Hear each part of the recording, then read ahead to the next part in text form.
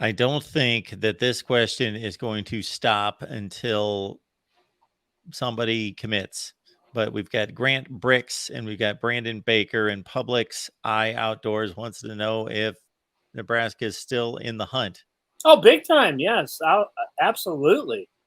We talked a lot about Grant Bricks last week to go along already with what they have, and now you just added another high profile offensive lineman, and I think that's just got to fuel Grant Bricks more about having Nebraska right up there on the top of his list. So I feel really really good about getting Grant Bricks in here. Baker is another guy that I would definitely think that he's really really high on Nebraska. We already know that, but you just kind of see what they're doing, and already up to 24 commits too. So that kind of puts pressure on these guys right now.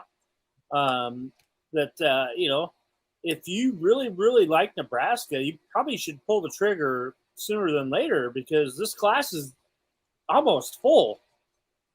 And that's a speculation because I don't think they're going to turn down guys. They just got to figure out ways to make the numbers work. So,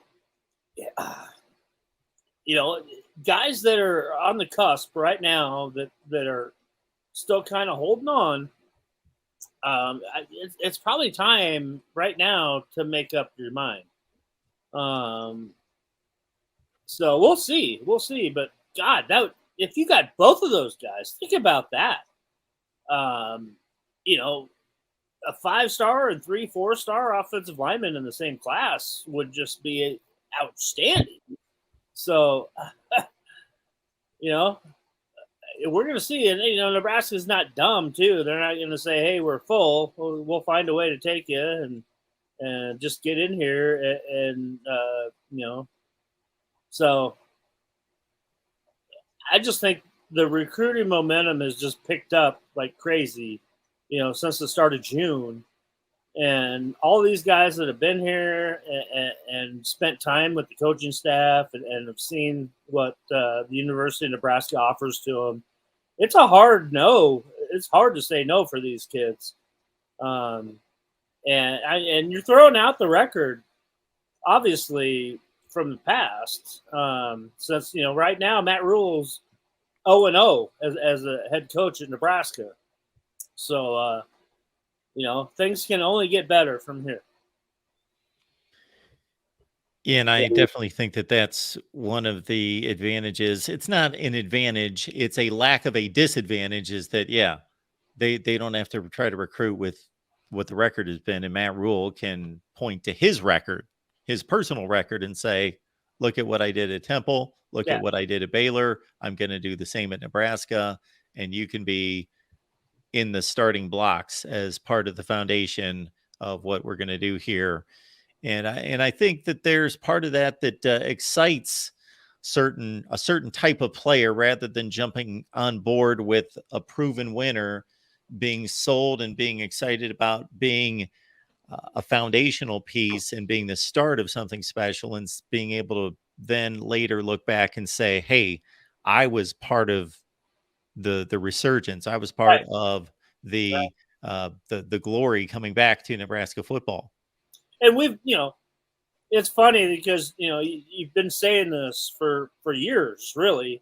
That's always been one of the recruiting pitches that you're going to be part of the class that turns it all around. That's been going on since Mike Riley and Scott Frost, and every year when you get a new head coach, that's kind of what your message is.